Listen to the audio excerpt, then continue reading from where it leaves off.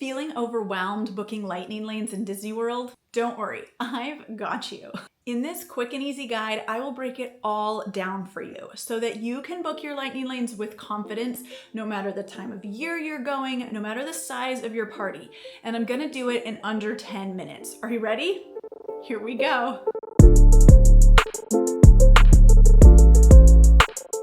Hi, I am Nasa, and I have booked Lightning Lanes for my party of 8 plus grandma, so 9 of us.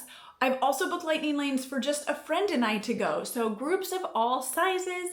And I can tell you, while it may seem complicated, it really boils down to a few important factors. Many videos get overcomplicated, but I'm gonna keep it simple so that you are able to confidently book and just spend a magical day in Disney. First off, what is Lightning Lane? And I want to start by saying this guide is for Disney World. Disneyland works very differently and is actually more like it used to be on the old Genie Plus system. So just know, if you're going to Disneyland, this guide is not for you. This is Disney World specifically. What is Lightning Lane?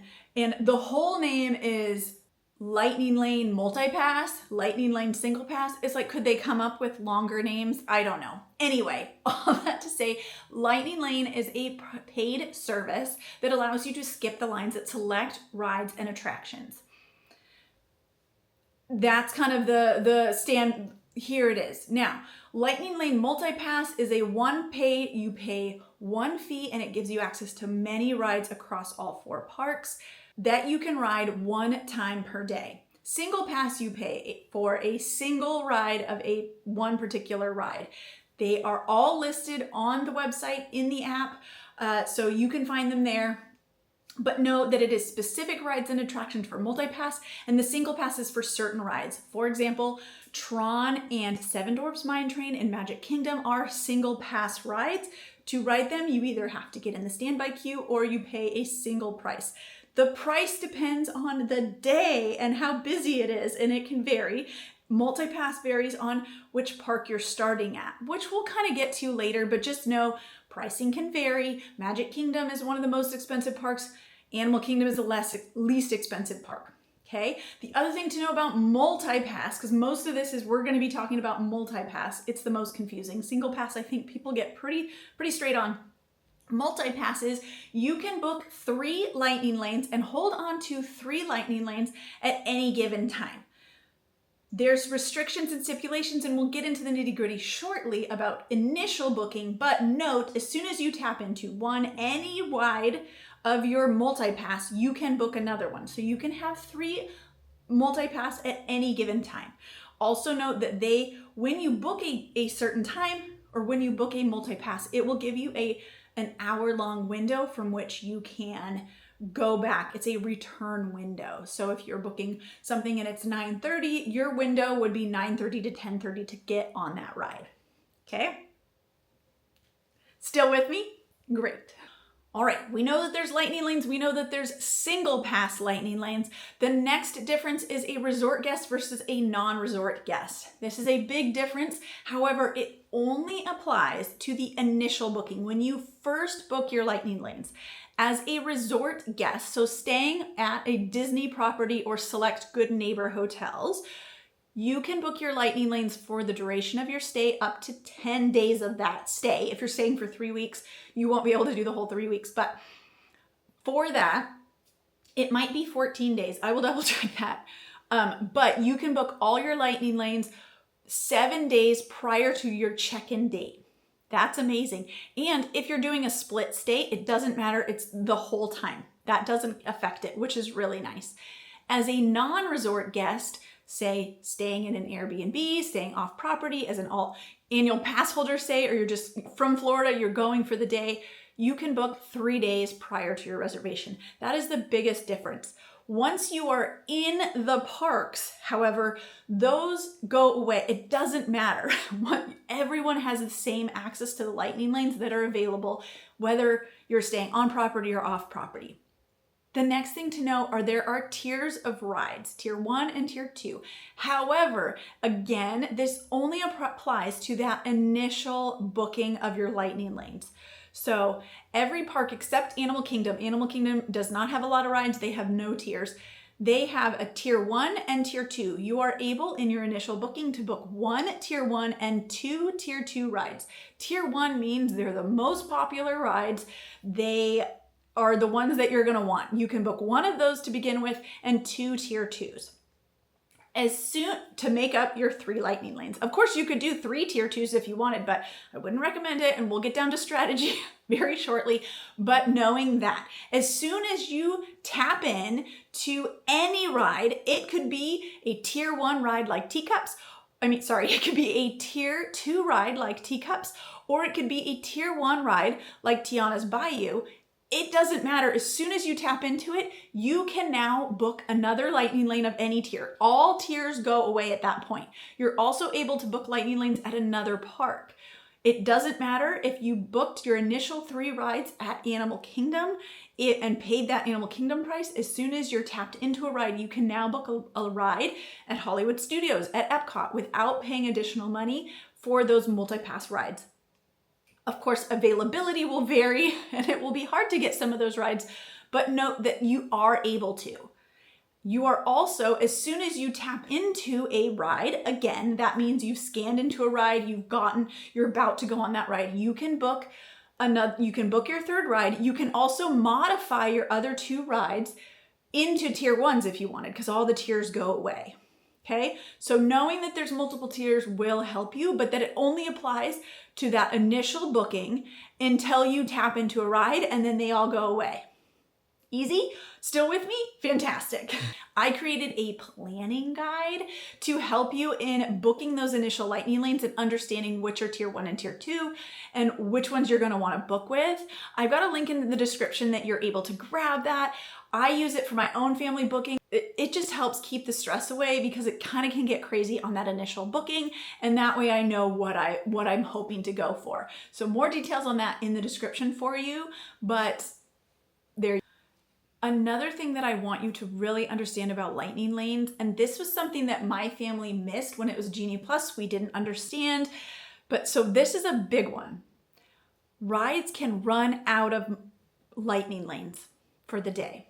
So when you're initially booking, you're given times, and as those fill up, so it will start earlier in the day and they will move further throughout the day until they are gone. So understanding that can happen will help you in the booking process. That those times available will get later and later throughout the day, knowing like, okay, if it's getting out to 8 p.m., we are getting closer to that one running out of times. Some rides, like Slinky Dog Dash, will run out of times in that initial booking day. They will run out then. Now, rides can come back with times as people modify, as they change out. Things can pop up, but noting that rides run out is important. It's also, so I will call those priority rides, like your top priority rides. And again, I've got it on my sheet to help you know, but certain rides, and I find it kind of surprising, like Jungle Cruise is one of those, but noting that there are rides that will run out faster. If you want to ride, you might have your most favorite ride. My 5-year-old's favorite ride is Teacups. Now that is a ride that I will not, like, I don't have to book first because I know that it will not run out of rides. If you want to do a ride like Tiana's Bayou Adventure, if you want to do Slinky Dog Dash in Hollywood Studios, you're going to want to book those on your initial booking, okay? Because they're not going to be available later. Like you may not be able to you'll have to do a lot of work to modify and get those rides. So understanding that rides will run out of times, and that's going to play into our strategy in just a moment, but also noting that there's certain rides that you want to go for first, no matter what, even if it's a late time, will help you in your booking. So let's talk about that initial booking. You're getting ready. We're gonna talk as a resort guest, but note that it's gonna be 3 days instead of 7 if you're a non-resort guest. So you're getting ready to book your lightning lanes. They open at 7 a.m. 7 days prior to your booking. Now it is 7 a.m. Eastern Standard Time. So if you are in the Seattle area like me, that means getting up at 4 a.m. and booking, but you are going to want to be ready to go at 7 a.m. When I am booking for my family, for my vacation, I'm actually getting up at 3:45 a.m., giving myself 15 minutes before they open, and I've got my phone, I've got my app open, I've got it ready to go. I have a credit card already put in there, and I've got my watch that will count down the seconds, so I'm ready to refresh right at 7 a.m. and go in for the booking. Okay, you're gonna want, that is the kind of competition you want to do. The other thing is you're gonna want to book. Some people are tempted to book the last day first, because so if you are going for a week out and you're booking your 8th day of vacation so that you get the best rides, I understand, but as you move backwards, it's going to get, these will be bad. So I would start with the first day that you're in the parks and book that first and move through. Those first few days will be the most competitive, because your first day in the park is somebody else's 8th day. Now with that, I was still able to get a lot of things that I wanted, so it wasn't an issue, but just knowing that maybe that first day you're not going to get a top pick of times, but you're also going to want to book somewhat quickly. Don't overthink times. And again, that's where a planning sheet can help you, so you know, okay, the nice thing about the app is it will have in there any dining reservations you have or anything you need to know, so that you can book for that park and grab those rides. Now, when you're booking, you're going to go for one top tier 1 ride that is top priority. Some of those, it means you're gonna book Tiana's in Magic Kingdom. If you don't care to ride Tiana's, fantastic. Then you're likely going to go for Peter Pan or Jungle Cruise. I would suggest Peter Pan, because Jungle Cruise, I don't know. And then even though Jungle Cruise, if you want to ride it, it's very popular. Slightly strange, but it is what it is. I like Jungle Cruise, but the popularity of it is very surprising in Magic Kingdom. It is much less popular in Disneyland, where Walt himself had. Okay, neither here nor there. We're taking up time. Okay, so you're gonna go through and you're gonna book your Lightning Lanes. You're not gonna overthink it. You're not gonna think about things. You're going to book that top priority, and then you're going to book what I call a Magic Key ride. And this is a ride that you probably don't need a Lightning Lane for at this time, but it is going to unlock all your tiers as soon as you tap in. So you want this as early as it can be and as early as you will be in the park. For example, when my family went, we booked a Magic Carpet ride at 10 a.m. Now, I only did it at 10 because I knew that we had Bibbidi Bobbidi, we had things. So we were able to tap in and I could start booking and modifying other rides. If on other days, I would book that right for 9 a.m. when the park opened and we could tap in. Again, it may not need a Lightning Lane at that time, but it allowed us to open all the other things and we weren't wasting time with Lightning Lanes. It was okay. Other people call it a burner. I'm going to call it a Magic Key because it's still a great Disney ride. So examples in Magic Kingdom, and it could be Dumbo, or Teacups is a really great one. In Hollywood Studios, this could be Star Tours. In Epcot, it could be any of the rides except for Frozen and Remy's.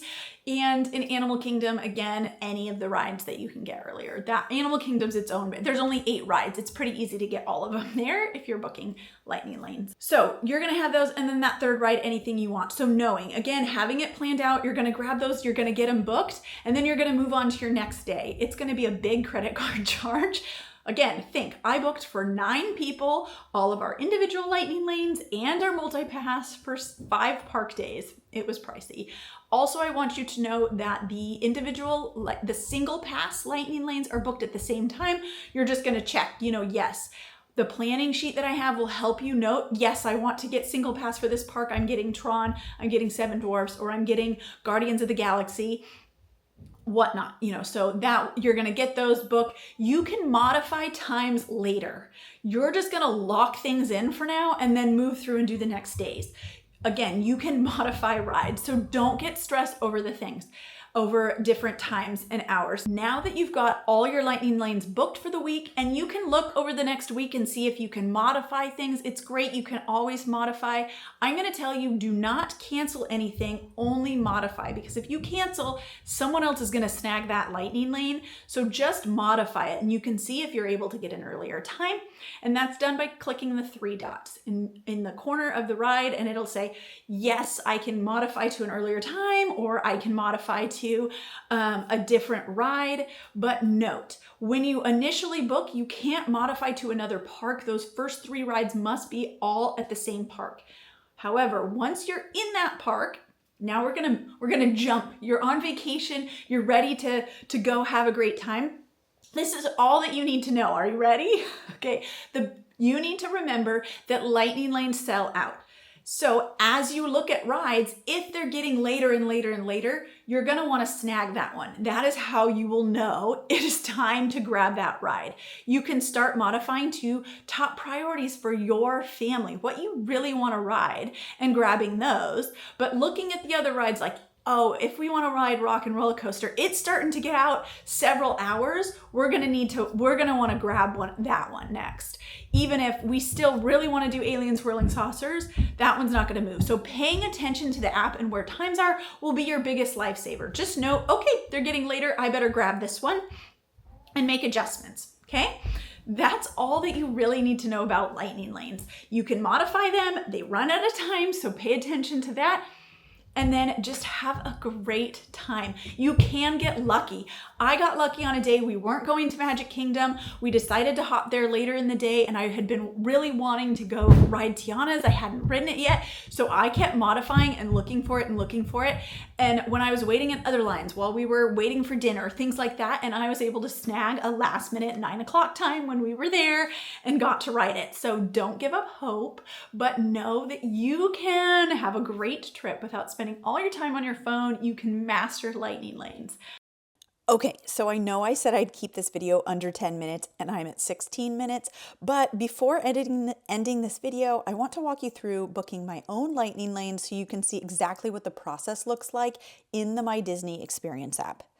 Note, I'm all set up and ready to go right at 3:59 a.m. I'm watching my watch that has a world clock with seconds on it, and as soon as it turns 3:59:59, I refresh the app and then click the Purchase Lightning Lanes. It then takes you to a screen where you're going to select the first day that you are booking Lightning lanes for, and then you will select the park you're going to go to. From here, you can select your multi-pass and individual Lightning lanes or single pass at the same time. Click continue, and then you can select your party, everyone that you're booking for, and it will give everyone the same thing. You want, before you reach this point, before it's time, to have everyone attached onto your account. You're linked with your friends and family you're booking for. Now you're ready to actually select your Lightning lane. So when it pops up, you'll have the top area is your tier 1 rides. As soon as you select one of them, the others will blank out because you could only select one tier 1 ride when first booking, and then you can go down and select those tier 2 rides. As soon as you have those 3 rides selected, it will take you right to the screen and give you times for everything, those 3 rides, along with your single pass rides, and you are able to modify them. As you can see, like I looked at Tiana's, there was only the one time available, so I'm going to keep that. I'm looking at Pirates to see if I can get it earlier. Along with Magic Carpets, I wanted it early in the day. And you can also see, again, your single pass rides like Seven Dwarfs Mine Train. I knew I wanted to do that and Tron later in the day, and that because we had a breakfast reservation. So I'm going through making changes. You're given 5 minutes to go through, and it holds those reservations for you. However, I wouldn't suggest using all that time because you want to go and book for more of your days. Also, you can see my reservations for 1900 Park Fair. It shows 2 for us because we had 2 tables and we're all linked. Once that is done, then I can click pay, and that is when I pay for those Lightning lanes. At this point, I am checking out purchasing those Lightning lanes. I can always modify later, so I am not overthinking everything. Like I said, I already had it planned and prepped out for approximate times I wanted things, so this process was pretty smooth for me. Then it gives you a button you can click and purchase for another day, and I went in and just went for the next park day. Again, I used my chart that I had, which you can find in the description for that download. But I knew which park I was going to, what ride I wanted to do, and I confirmed that way. I will also add that I did purchase, it was simpler, single passes for everyone in our party, even if Palmer and Cohen aren't going to ride a particular ride because they're not tall enough, I figured I would worry about it later. And we were able to get refunds on all of those later for people who didn't want to ride that single pass, or we also used their single pass for another person to go again. So again, I'm just going through the process and booking it for each day the same way, modifying times, selecting things based on what our plans are for the park that day. I continue on scheduling the rest of the multipass for the rest of our trip. It all goes in this same process, just making slight adjustments based on what's available, what we hope to do that day, and going through and doing, like I said, each day on our trip. I'm going to skip and show you Animal Kingdom just so that you can see how it's different without tiers, but otherwise Hollywood Studios looks the same as Epcot that I'm doing here in terms of just booking those individual Lightning Lanes, or booking the single pass and the tier 1 and tier 2 rides. Now for Animal Kingdom, as you will see, it will still have the multi-pass option and the single pass, but once I've clicked in and selected my party, just like in every other park, once I get in, you'll see that there are no tiers. So I can just select 3 from anything. So it's a little bit easier to book. You're not having to worry about tiers, but either way, you're just selecting and booking them and making adjustments just like in the other parks. Now, the last thing I want to show you is as I go further out, we had a 5th park day where we went to Magic Kingdom again because it is a favorite park. So once again, I'm selecting multipass for all of these out, but this is now 13 days out instead of 8 days out from when I'm booking this. And so you can get a feel for how it's a little bit easier to get some rides as you get further out. But again, if I would have booked this first and then gone backwards, I would not have been able to get Tiana's Bayou Adventure for that first day we're in the park, which we really wanted. So here again, I'm selecting Tiana's. We really wanted to do it. I've got 2 rides. One is, of course, my Magic Key ride, which is Journey of the Little Mermaid ride. But now look, Tiana's Bayou Adventure at 9 a.m. and look at all these time options, way more than before. Now I decided to do it just before lunch, so if we got wet, we could then grab lunch and head out of the park and to go take a break. And so, but again, just showing you how many choices there are as you get further out in your trip. It's also a good tip if you only say you're going to Magic Kingdom, you want to make it like your last park day if possible, so that maybe you have a little bit more leeway and you can get a little bit better times on your rides. But that is what it looks like to book and change these rides and get them all booked before your trip. With that, I wish you a magical trip and continue your planning or get inspiration for your trip by watching the videos already on my channel.